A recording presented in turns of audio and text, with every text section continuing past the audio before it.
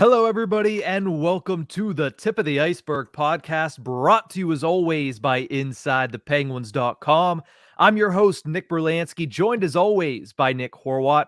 We have plenty to get to today, plenty to get to all summer long, as the Pittsburgh Penguins will have about 6 months between now and their next actual regular season game. But of course, according to FSG, the general manager search is underway. There have been plenty of names thrown out there. We'll discuss that a little bit in this episode. We'll give our Stanley Cup final predictions on this episode. But before we get into all of that, I do want to let everybody know that we plan on doing a Pittsburgh Penguins mailbag either on Thursday or next Tuesday. So if you want your questions answered, drop them in the comments below on YouTube at Inside the Penguins, or you can tweet us at Ice-Burgh Podcast on Twitter using hashtag Pens Mailbag, and you might just get your question answered on our next episode or next Tuesday if we don't have enough questions by Thursday to pull back the curtain. That's why we're a little up in the air on when it's going to be. But if we have enough questions, we'll do it Thursday. And if we have so many questions, we'll do it on both days. But Horwat, let's get into obviously what's going to be the biggest story surrounding the Pittsburgh Penguins for the next 3 to 4 weeks, which is the general manager search. You were there on Friday. FSG was there. Kevin Acklin was there, having that little sit-down discussion about what's next for the future of the Pittsburgh Penguins. It seems like they're going to cast a wide net. All reports are leaning to the fact that they're going to cast a wide net. What were your takeaways from that press conference? There wasn't too many. It was a very business-oriented press conference. I mean, I don't know what else we expected. Very much, this is a sad day for the organization. Because, we're missing the playoffs. We had to fire a couple of guys. But also it's a positive day for the organization, as we are going to now step into a different direction, into a new generation, if you will. There was not much to pull from what was said. It was also, it feels like forever ago, honestly. It was just a couple of days. That being said, though, they're going to cast a huge net. It's good to see that Fenway – there was no negatives to pull either, by the way. Kevin Beeson of Fenway Sports was very upbeat and very positive about the state of the team and where he thinks this team can go. Their commitment to the core, by the way, which I thought was huge. There's my one big takeaway to start. They're still committed to keeping Crosby, Malkin, and Letang around. So no matter what direction they go in with the GM search, they're going to have the same ideals with that. It's going to be a wide net. They didn't discuss too much about the direction of how analytical they want to go. I know that's kind of been discussed, that they want to take it in a more analytical direction. But everyone believes that was going to happen regardless of Hextall being fired or not. So, expect a ton of names to be thrown out over the next couple of weeks. I expect this one to last a little longer than the last one did. The last one was only 2 weeks. I mean, it was mid-season. The options were also very slim because you had to pick from guys who weren't committed to the team they were either currently on or didn't have a team. You're heading into the offseason where, people don't have that same commitment. So expect it to be a little longer. Expect the more names to fly out, and keep eyes on a lot of analytical people, but also names that have not been general managers before. I think that is the other lean that FSG is going for. Sorry to all the Kyle Dubas fans, me included. Yeah, Kyle Dubas seems to be the only person in that specific range there. But, I mean, he's a name that obviously took Twitter by storm, took Pittsburgh social media by storm. And it's obvious as to why, because the first thing you heard from anybody realistically was, they're going to take an analytical approach. Who's the guy on the last year of a contract on a team that if they don't succeed this year could be out of a job, that is Mr. Analytical approach among actual general managers right now? It's Kyle Dubas. So yes, conclusions were drawn, but there's a chance that they might not even, interview him. But from what you've said and from what I've heard, it seems as if they're going to be interviewing or asking to interview a lot of potential candidates in the lead up to hiring their next general manager. Yeah, and I wouldn't be surprised if Dubas was among those names anyway. I forget who had the tweet. I think it was Mark Stevens. I forget the name specifically. Said that he wouldn't be surprised to see FSG put on like a full court press for him. And you know what? That's good. I like that idea too. Because, like you mentioned, he has that analytical approach. Yes. What I also like about Dubas, as I said this on our bonus episode last week, is that he also understands keeping cores together. He's the one that said we can and we will sign all three of their then young players of Marner, Nylander, and Matthews. And then not only that, he decided to then add John Tavares and keep Morgan Riley around. So he has got a core of 5. It's a little harder to deal with. Whereas the Penguins have a core of 3 main guys. They're all aging, but he understands what it means to maintain your stars and build around them. So analytically. So honestly, he'd be perfect for this job. Like, if it's realistic, it's hard to say. But he is probably the perfect name. And whenever you go backwards from there, you'll probably find your next GM. Yeah, when it comes to just the liberties of making moves, I think we're going to find somebody in between the last two, because Jim Rutherford was very liberal with the way that he was going to make his trades. He was not going to sit on his hands. If there was something wrong, he was going to make a move to try to fix it. Ron Hextall was the entire other side of that spectrum, where he was waiting. He was calculated. He was going to sit there and going to take all the information in and then take it in even more, and then he was going to make his move. I think you're going to find somebody in between for this one, because those two guys are at both severe ends of the spectrum. So that's something I expect as well. When you look at the official reports, there really haven't been any, because let's be honest, this general manager search is 4 days old, right? It's the information gathering stage of this. You're not going to get very many actual official reports, mainly people saying, I could think they'd be interested in him. That's a potential candidate. That's where we're at right now. And 15 to 20 to 25 names have already been thrown out from various outlets, various reporters. Rob Rossi has a great piece out on The Athletic. He names 10 potential fits that would make sense with the Pittsburgh Penguins. Darren Dreger echoed my sentiment on Friday about Jason Karmanos being a potential fit because his history with the organization. We just talked about Kyle Dubas. And then 32 Thoughts on Sunday, right in there, NHL playoff preview. Right before that, they talked about the Pittsburgh Penguins for about 10 minutes. And they mentioned that the Penguins might ask the NHL to speak with Stan Bowman about becoming the next general manager of the Pittsburgh Penguins. Potential candidate Stan Bowman, because they have a history between Bowman and Mike Sullivan. I say it's a hard pass for several reasons when it comes to the actual job and several reasons when it comes to not the actual job. And if you don't know, Stan Bowman was the general manager of the Chicago Blackhawks in 2010 when the Kyle Beach issues happened. Not somebody that I would think would be the right hire for the Penguins because of that off the ice issues and because of the on the ice issues. Because let's remember, the reason the Chicago Blackhawks have been bad since 2015 were because Stan Bowman couldn't let well enough alone. And I understand we brought the band back together with the Pittsburgh Penguins last season, but they brought 3 guys back. Don't bring Stan Bowman back, because I don't want, Tom Kuhnhackl. Where's he at? Where's Scotty Wilson? Can we bring him back? Like, can Chris Kunitz come out of retirement? Like, let's not go after Stan Bowman for a multitude of reasons, because the off the ice stuff is enough for me to say, you know what? No. But the on the ice stuff is also at a point where I'm saying, no, Stan Bowman, it doesn't make sense to me. There's so many other better candidates this year as well. So they need to avoid Stan Bowman. You mentioned the on the ice stuff and the off the ice stuff. Also, to go along with the off the ice stuff, the Penguins are not totally free from but aren't totally free from their own sort of accusations that Stan Bowman would not help the cause. Putting that one out there now. So they need to avoid Stan Bowman like the plague, really, just to get that one out of the way. And then you echoed everything that I would have said. Off the ice, those are the reasons. And then on the ice, he built a not good team.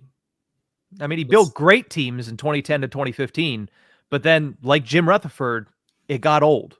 Wasn't he not even the guy for those teams? Or like at least one or two of them? I would have to double check. I'll double check that I would right have now. to. I could be wrong about that, but I could swear he wasn't the guy for at least the first one. But one thing that I also found very interesting that they discussed on 32 Thoughts was the idea of them going with a non-hockey name as well.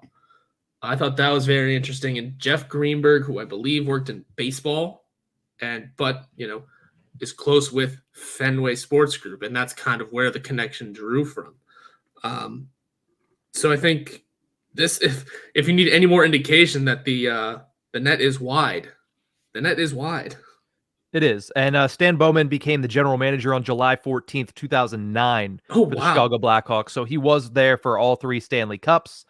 But again, his track record from 2015 to 2021 is enough for me to say this guy doesn't know how to build around an aging core. Yes, he had that young core of Keith and Taves and Kane, and he built around those guys well with role players like Shaw and Saad and Seabrook and Hjalmarsson. But once 2015 hit and these guys went over that corner, he was not able to circle them with good enough talent for them to be entertaining at all.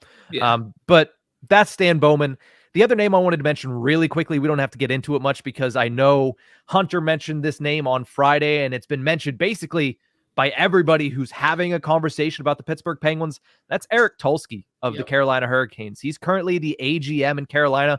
But what I didn't know and learned from listening to some other podcasts and some other shows and some other insiders is he's running most of the hockey side of operations there, because Don Waddell is focusing a lot on the business side. Rob Rossi was the first place I saw it, so I'll give him the credit first. But a lot of people have mentioned, listen, Tulsky doesn't have the big chair in Carolina, but he certainly has a major hand in the on-ice product for the Carolina Hurricanes, a team in which, as we'll talk about a little bit later, is a serious contender for the Stanley Cup once again this season. So Eric Tulsky is a name that Hunter said that's his first call. Rob had him in his story. I know both the guys on 32 Thoughts, the podcast, have mentioned him. Again, countless other outlets have mentioned him as well.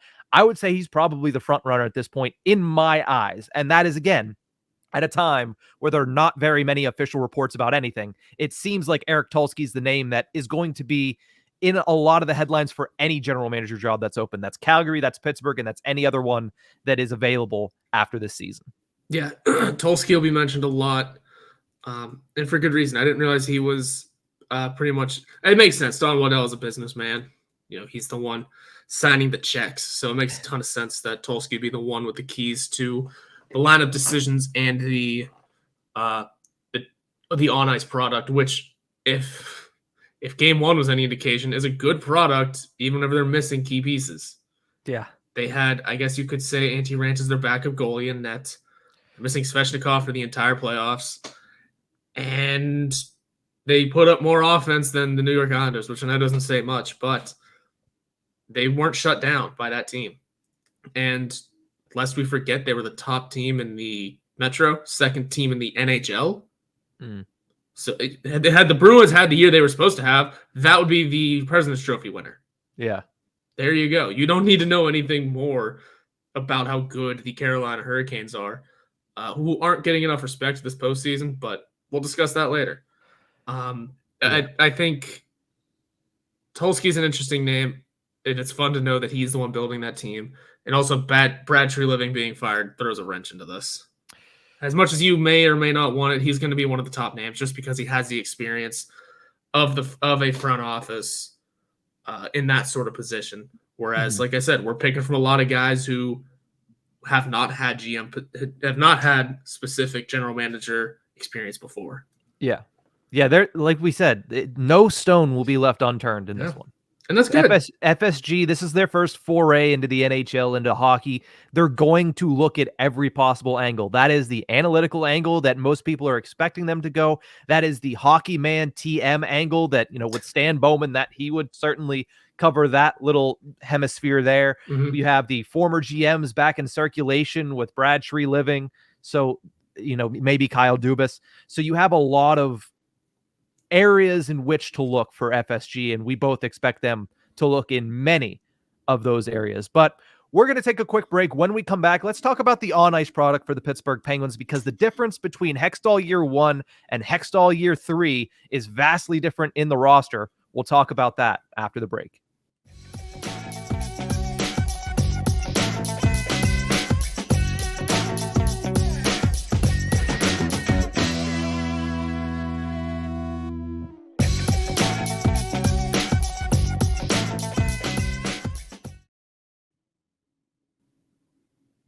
Welcome back to the Tip of the Ice-Burgh podcast, brought to you as always by InsideThePenguins.com. If you're checking us out on YouTube at Inside the Penguins, I hope you like our new setup here. We have a little bit of a different graphics package, a little off-season, going to get a little bit dark, a little bit emo like Horwat likes to go.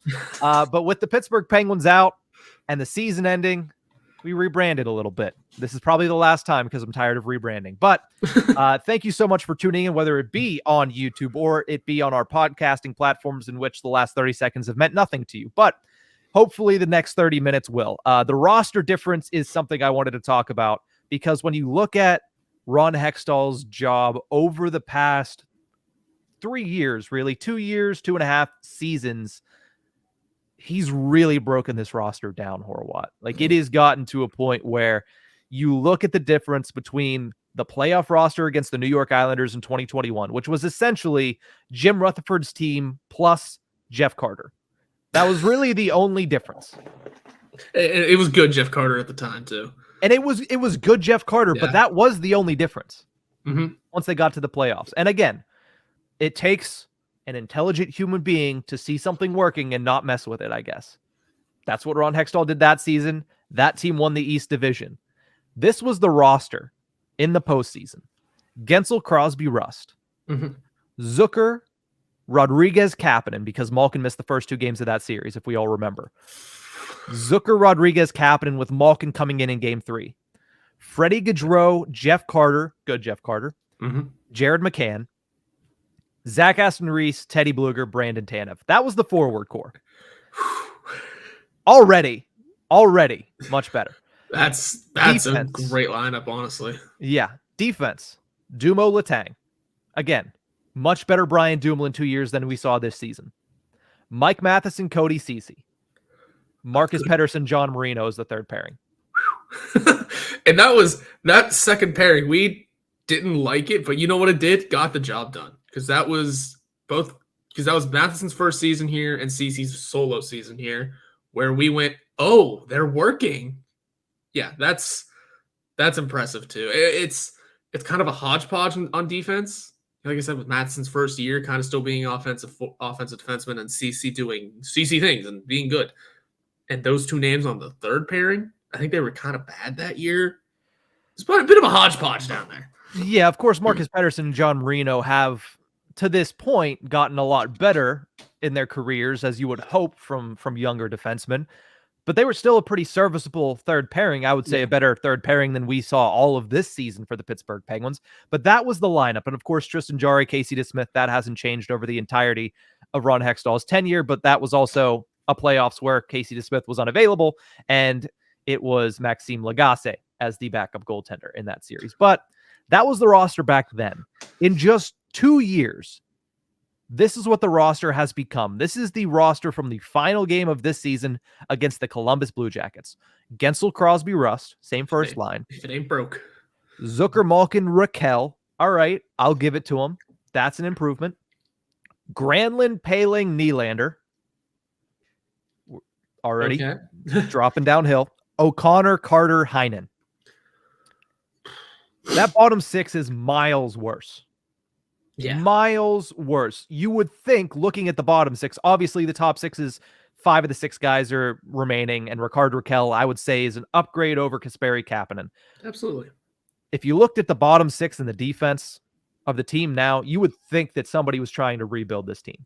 Yeah, it's because we've seen the decline of Jeff Carter to the point where he is on that fourth line. Nylander's an AHL call-up. He wouldn't be playing on this team had it not been for injuries. Let's just be honest.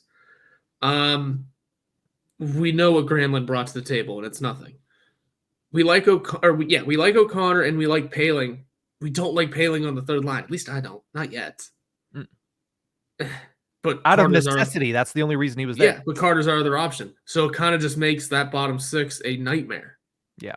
It's it is a far cry from Blueger, Aston Reese, and Tanev, you could say that.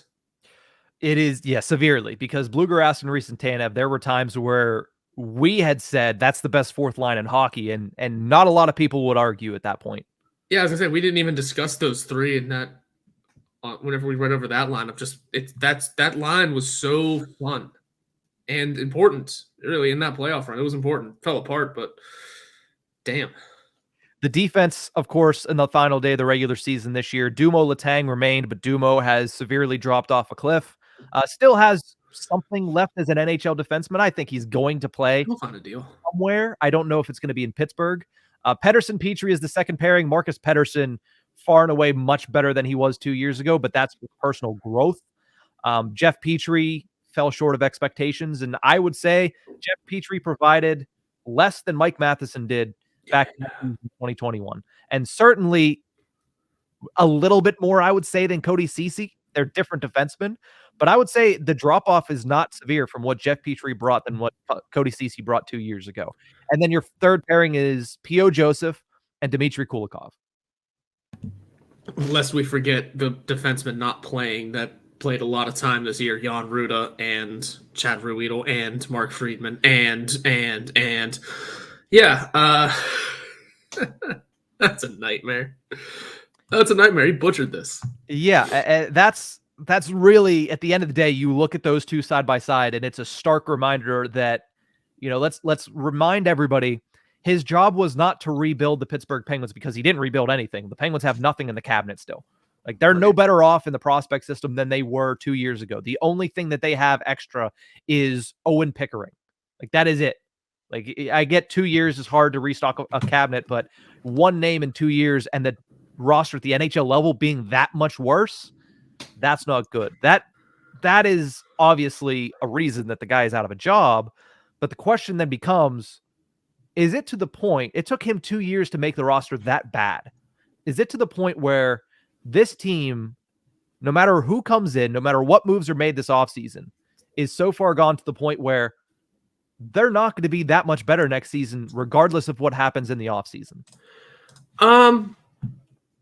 No, I don't think. I think whoever comes in can fix this team the proper way. It's going to take a lot of letting UFAs walk. You know, Heinen, Archibald, Dumoulin, Kulikov come to mind right away. It's going to be letting a lot of those guys walk, so you have some walking around money to spend and make acquisitions. It's not going to be easy. The Tristan Jarry decision is going to be even harder. No matter what, the new GM is not stepping into an easy role, because it's going to be the same game plan. Build a team that can win now, and if possible, build a future, right? You want to have a team, especially because this ownership group is still new. They want to have a winning team. Mm-hmm. They don't want to be 3 years into their tenure and all of us, how many are they in now? 1, 2? They don't want to be 3, 4, 5 years down the line and all of a sudden be, oh, we suck. Oh, this is not a good team. They don't want to do that. They want to see their success pay off now and in the long run, just because it's not financially beneficial to have a bad team, right? Right. So it's going to be an impossible task no matter what, no matter who it is. If you can get early success, it's probably better than losing now and then figuring out a way to win with a new team. Regardless, I think Fenway's got an impossible task on their hands. New ownership has an impossible task, or new management has an impossible task on theirs. But it can be something. I think this team is still good. I think a few of the right moves can be extremely beneficial. Got to figure out that goaltending. Yeah. And that might be your next question. Mm-hmm. Yeah, we'll get to that in just a few seconds. But, I mean, on this roster, we talked about what it looked like in that second to last game against Chicago. We talked about what this team looked like in that last game against Columbus. And they still almost made the playoffs. So even a marginal upgrade in talent is going to probably push this team back into the playoff picture. Now, I understand Eastern Conference is going to be tough next year. It was tough this year. It's going to be tougher next year because Buffalo's going to take another step. Ottawa's going to take another step. You have to believe Washington's going to reload. These teams are getting better, and there's not many teams above us in the standings that are going to get that much worse, right? Obviously, Boston's going to take a step back. Everybody's going to take a step back every once in a while. But the Eastern Conference is really leveling out. Do I think that this could become a Stanley Cup roster over the summer? I highly doubt it.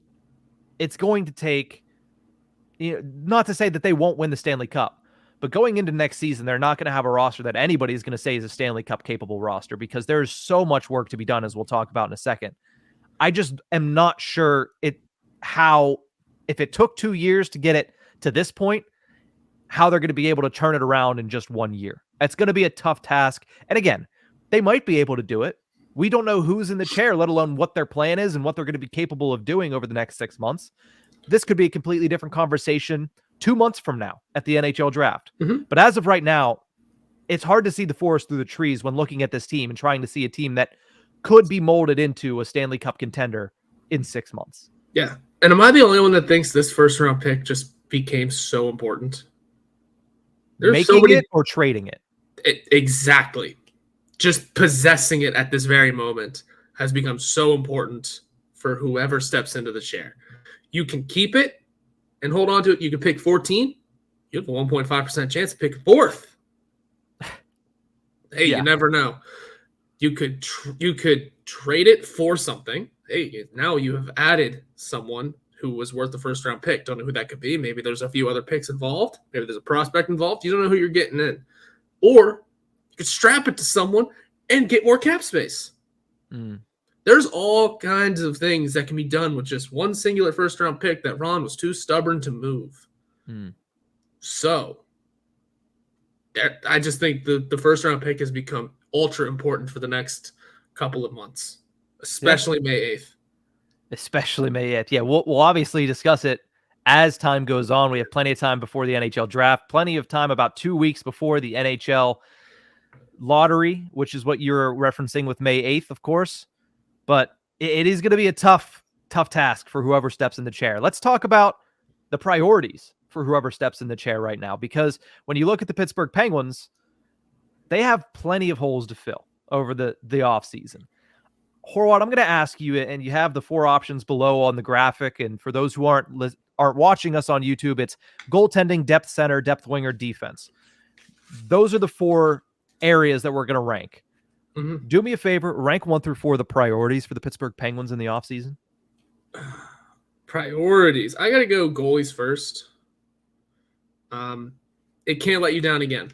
It can't. And let's be real, it did this year. It let you down in that lineup you just read against the Islanders. It let us down last season against the Rangers. And it let us down most of this season and not even making the playoffs. Is some of it because of injury? Yes. You know what else is a problem? Injuries. You have to stay healthy to be a good goalie. That's got to be the top priority here. And if it is reiterating the commitment to Tristan Jarry, that's your top priority regardless. I think that's number 1 because you can rebuild forward cores, you can rebuild defensive cores. My number 2 has to be defense, but not necessarily in rebuilding it per se, but putting the right guys in the right positions and letting the certain guys walk in Dumoulin and Kulikov, getting Ty Smith into this lineup at a regular pace is for starters. This team needs to get younger, and he's young. He's good. He can do this. Put him into this lineup. I don't care where, just somewhere on an NHL roster. Maybe a new GM wants to find a way to trade Jeff Petrie. Best of luck. Or wants to find a way to trade Jan Ruda after he just got here. Keep P.O. Joseph in the lineup as well. It needs retooling. So I think that's kind of where the defense comes in for me at number 2. Also, you ask me this question again next week, I could have totally different answers. And then number 3, honestly, just I know you have it separated between depth forwards and wingers and centers. It's about the same. It's all the same to me. I'd say just rehashing that depth forward group as much as you can, but infusing the youth, getting some of these prospects in there, getting Hollander another look, getting Pustin some time, keeping Drew O'Connor in an NHL role. Maybe Sam Poulin, after a little while, gets another call-up, gets another chance.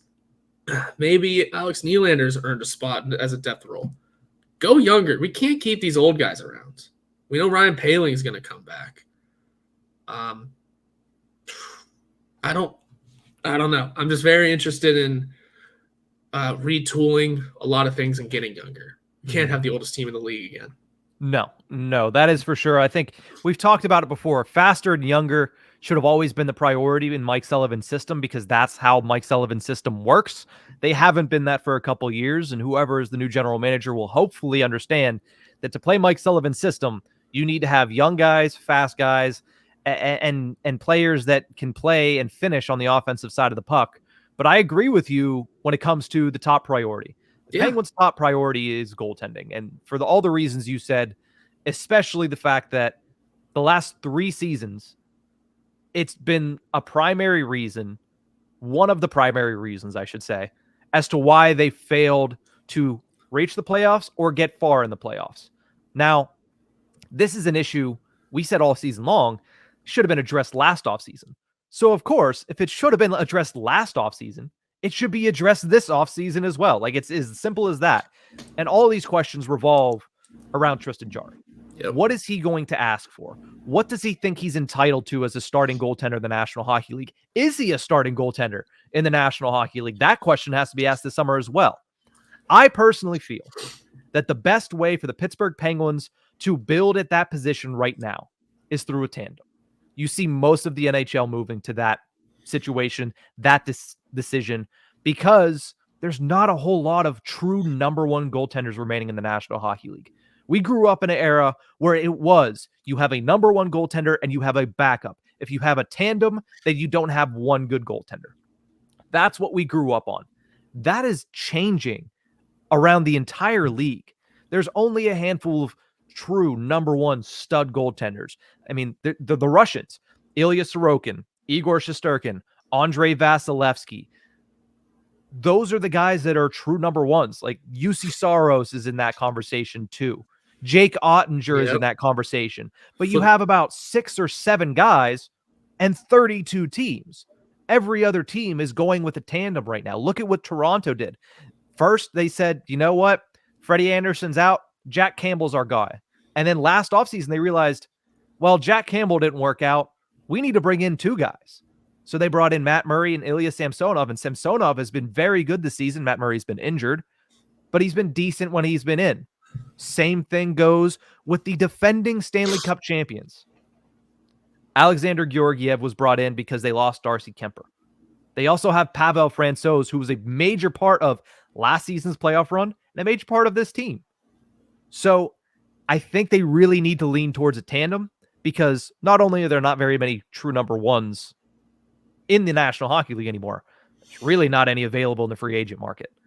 I will say there's a pretty decent crop of 1Bs, though. You'd have to go out there and find your 1A. Maybe it's Tristan Jarry next year. Maybe it's somebody else. But there's a decent crop of 1Bs. Guys that I highlighted, Semyon Varlamov, Laurent Brossoit, Aiden Hill, and Jonas Korpisalo. There's also a good couple. It's not a lot. There's a good couple of goalies who might be on the block, might be getting traded.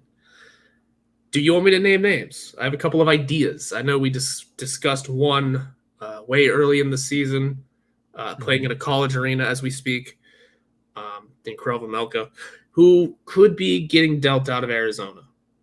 There's also a local boy playing for a Duck team that the Anaheim Ducks are fully willing to give him his dues and put him on a winning team. There you go. I'll leave it at that for those 2 for now. But there are some names out there that could be getting dealt, could be, trying to find winning organizations. Sure, the Penguins don't look like a winning organization right now, but if goaltending is the top priority and you are a good goalie, you're going to help us become that winning organization again, because that's how close we were. Similar to the general manager's search, the search for goaltending for next season needs to leave no stone unturned. That's the trade market. That is free agency. That is potentially offer sheeting somebody like Jeremy Swayman, who I will be knocking on the table and pounding the table for until he re-signs with the Boston Bruins. But there's plenty of spaces that you could look at if you're the Pittsburgh Penguins to hopefully restructure this goaltending situation, because it has failed you for 3 straight seasons. So yeah, that's their top priority. I put depth center at number 2 because it's simple. You cannot enter 2022-23 with Jeff Carter, Mikael Granlund, and Ryan Poehling as your only depth center options. You just cannot. We've said that Ron Hextall several times practiced organizational malpractice. If you go into, whoever it is, if you go into next season with those 3 as your primary depth centers, you've already lost me. They need to find better depth center options. Ryan Poehling is a fine 4th-line center. Those other 2 guys should probably be looked at to be traded. Now, I know that neither of them will probably likely be traded. It's very unlikely. I would love to be wrong on that. And I also know that Sam Poulin might have a chance to break camp with the team next year. But that's not enough of a plan to say, hey, maybe Sam Poulin's going to be good enough and he can supplant one of these guys. That's not a good plan, because he could. I believe in Sam Poulin. I think that he'll eventually be an everyday NHL player, depth guy, maybe even a top 6 winger. But that is, he has to, top of his expectations right there. But when it comes to depth center, the Penguins have a pretty dry cabinet. They're going to need to go out and find that on the free agent market or find it in a trade. Then I put depth winger because we talked about the bottom 6. It's bad. Then I put defense because if they stay healthy and they have better goaltending behind them, you can get by with the defense the Pittsburgh Penguins have. Now, I'll talk about it all offseason. Jeff Petrie, I would love for them to find a way out of that contract. Probably a trade. Unlikely that it'll be a buyout, but I'd love for them to find a way out of that contract and give Jan Rutta an opportunity to be the number 2 defenseman on the right side. That's an interesting one. Brian Dumoulin falls off. Dmitry Kulikov falls off. You're going to have to add somebody on the left side regardless. Maybe Pettersson can start the season at the top pair there. He obviously had a great year this year, but I do think the defense is going to need reworked. I just think that when you look at how bad the bottom 6 was and how bad the goaltending was, especially at center for the bottom 6, those are higher priorities on the list for the Pittsburgh Penguins. Yeah, you're probably right. It's just hard to do anything with that bottom 6 whenever. You're right. We can't enter the season with those 3 players, Granlund, Poehling, and Carter, as our center options. Where are we going to? Where's Carter going to go? Yeah. Who's going to take Carter? Granlund's the guy you'd have to strap with the first 2, and best of luck. And Poehling, we like Poehling. We do. He's the 4th-line center. We like that. But it's the 3rd-line center that we have to worry about now. I'll ask you this, and then we'll move over and take a break and go to our next conversation, which is Stanley Cup predictions. So stay tuned if you're ready for that, because the playoffs have already gotten off to a red hot start. 2 overtime games, 1 double overtime game. Stanley Cup playoffs are phenomenal. But I will ask you this. If somebody offered the Pittsburgh Penguins, I'll take Mikael Granlund and a 3rd for a 7th-round pick, and you retain $2.5 million of that contract for 2 years. Would you take it? Probably, because here's the deal. We already have a lot of money coming off the books, a pretty good amount. It would be an extra 2.5 for 2 years, for 2 seasons. We're going to be gaining a good million in terms of the Jack Johnson buyout. I probably would, just for the sake of he can't be on this team. I would pay to not have him on this team, is pretty much what that is saying. I think so. I absolutely think so. Yeah, just because we're going to gain a lot of cap space for one. Why not an extra 2.5? Even if you hold on to it, it's better than having him on the team at 5. Mm-hmm. Yeah, my answer to that, in a heartbeat. In Yeah. a heartbeat. I don't even let that man off the phone before I'm already dialing Central Registry on the other phone to try to put that trade through. Now, will that be offered to the Pittsburgh Penguins? Unlikely. Unlikely. But if you can get Mikael Granlund half of his contract off, that is plenty. Because you can replace him and that $2.5 million with a pretty good bottom 6 forward, if you're smart. That might be Ryan Paling's new deal. I don't think Ryan Paling is going to make 2.5. No? Okay. I personally, I mean, obviously that's a conversation we can have, but I don't think he's worth $2.5 million. Depends how many years we want to get him for, I guess. Well, that's true as well. 1 year, I don't even 1 year. A 1 year deal, I don't see him making more than $2 million. That's close enough to the Ryan Paling deal then. But yes, still, you're gaining money when you drop Mikael Granlund any way possible. Yes, exactly. But that is obviously the priorities. Both of us, there's a reason both of us said goalie at number 1. You think defense is number 2. I think depth center is number 2. But at the end of the day, a lot of these areas need addressed. None of them can just be let alone. That's the other thing too. You could put this in any order, and I'd agree with you. Yeah. So we're going to take a quick break. When we return, our Stanley Cup predictions, because the playoffs are here. Despite the Penguins not playing in them, they're still going to be vastly entertaining. We'll be right back.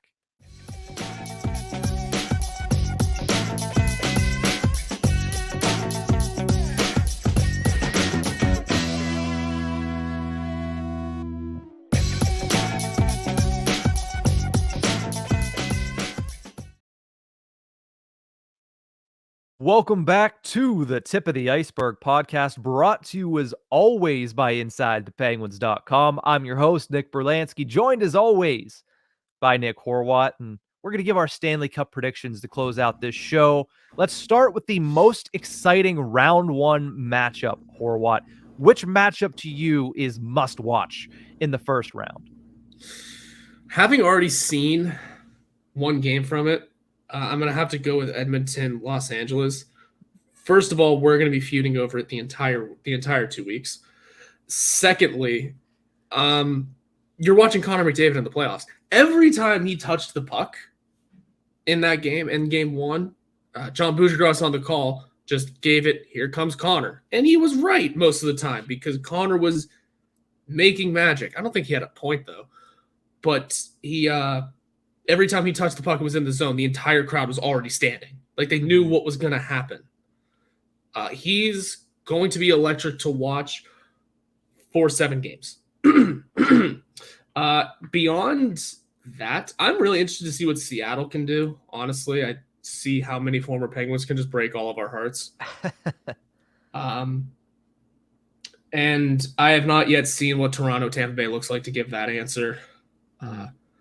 Boston and Florida could be interesting, but it's mostly entertaining for the battle between Tkachuk and Marchand.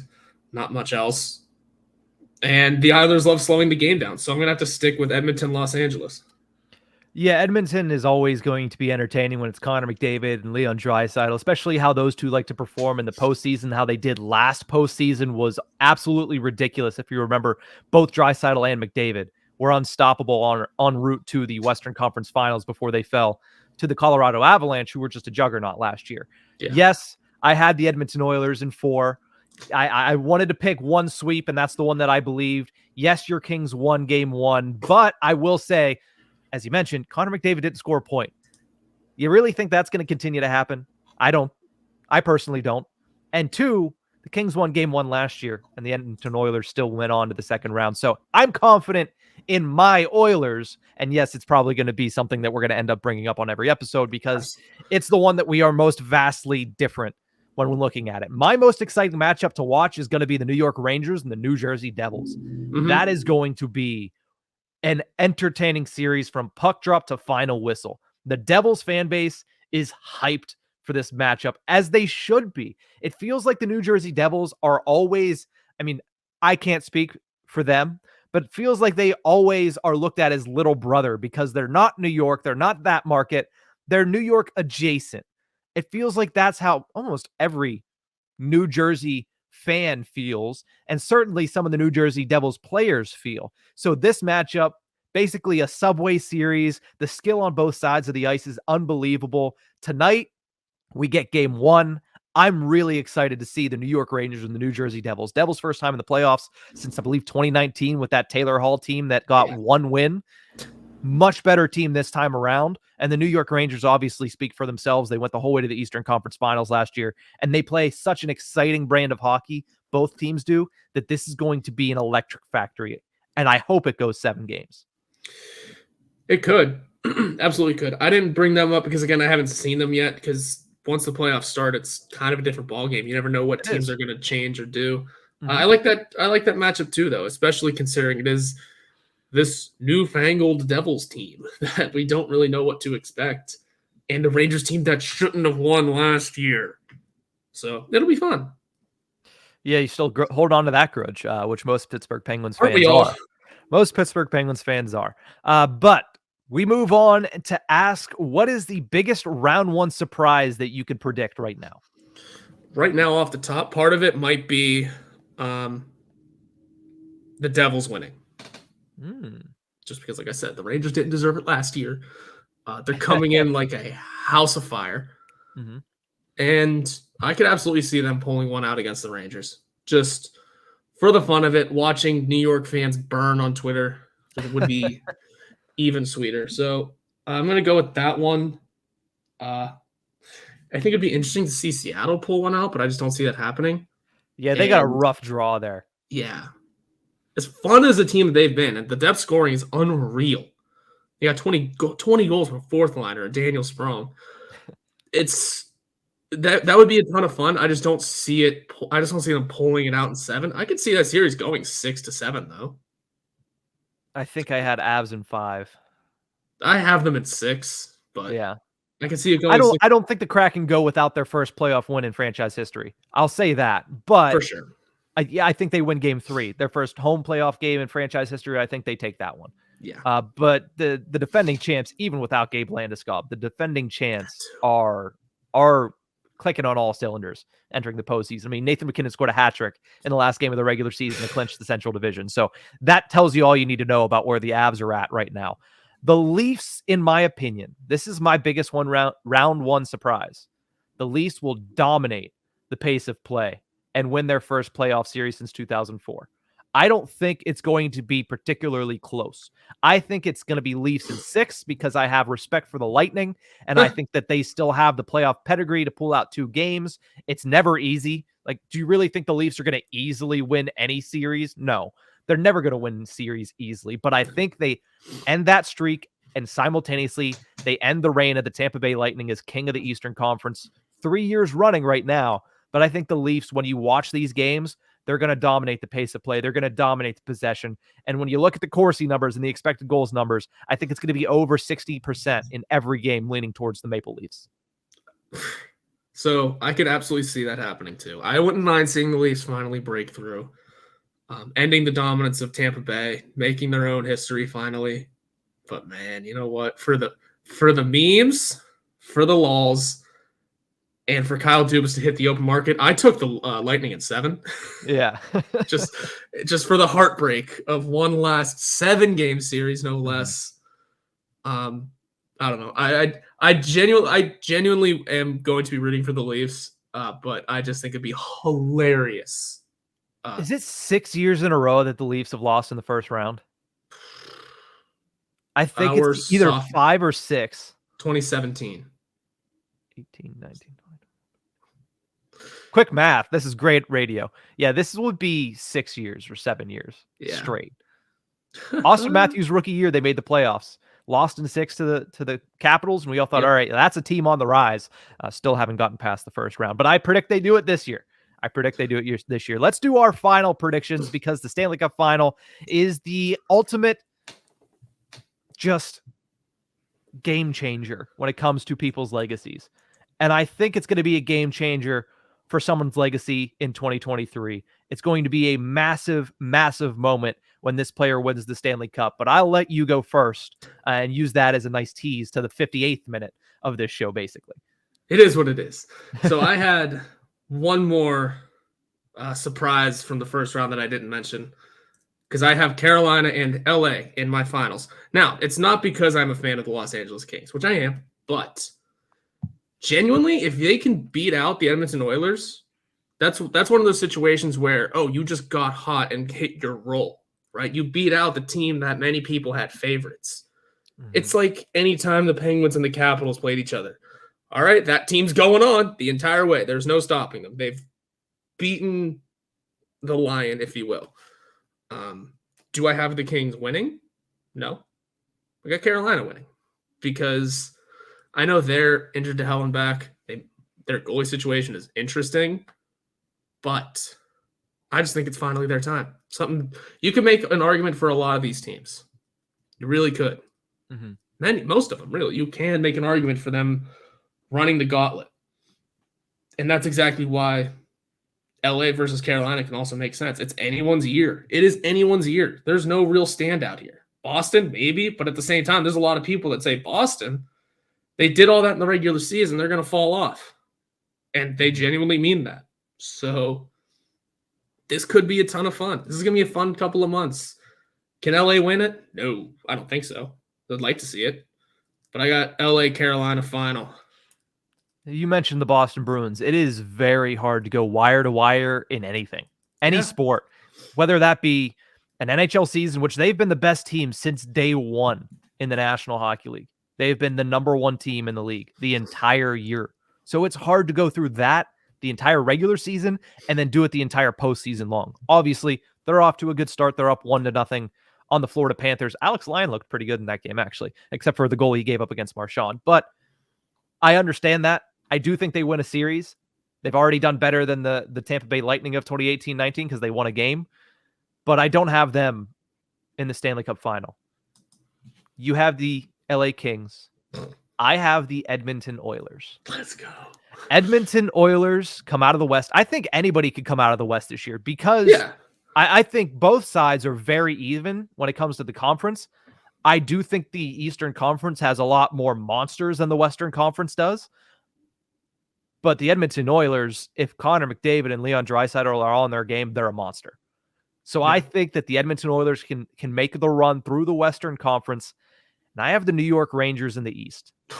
I think it is the Wayne Gretzky Stanley Cup, the Oilers and the Rangers. And I have Connor McDavid for the first time in his career lifting Lord Stanley's Cup. The Edmonton Oilers will be your 2023 Stanley Cup champions. That's interesting. Yeah, I don't totally hate it either. I hate the Oilers winning. But the Rangers, though. It's hard in the Eastern Conference. Yeah, I think tough. Iron sharpens iron. The Rangers have the toughest first-round matchup in the Eastern Conference. And I think it ends up being Rangers-Leafs in the East Finals. And I just like the Rangers at that point. Goaltending at that point gets it done for the Rangers. That's why I have them as the Eastern Conference champs. Wow. So we pretty much have the exact opposite when it comes to brackets here. Because everything that I'm hearing, you're just saying the exact opposite. But this is gonna be a fun 2 months. Just because, anyone can come out of the West. You can make a case for any of these teams in the West. That goes for Seattle as well. I would say except Winnipeg, but I've seen a lot of people think Winnipeg is going to beat Vegas. Connor Hellebuck, man. Goaltending changes a lot of things in the playoffs. Yeah, and and because is Vegas still rolling with Jonathan Quick? Who knows what he genuinely has left? I think Laurent Brossoit will be the starting goaltender for Game 1. Forgot about him too. And who knows? I mean, Minnesota's up 1-0 already. I mean, not that being up 1-0 means anything, but Minnesota's up 1-0 over Dallas, who I have going to the conference finals. So, it's going to be a fun couple of months, guys. Honestly, watching stress-free hockey might be nice for a little bit. Still would prefer to be covering a team right now, not a GM search like we did for the first 15 minutes of the show. For sure. But that's going to do it for this episode of the Tip of the Ice-Burgh podcast. Thank you guys so much for tuning in. We will see you guys next time.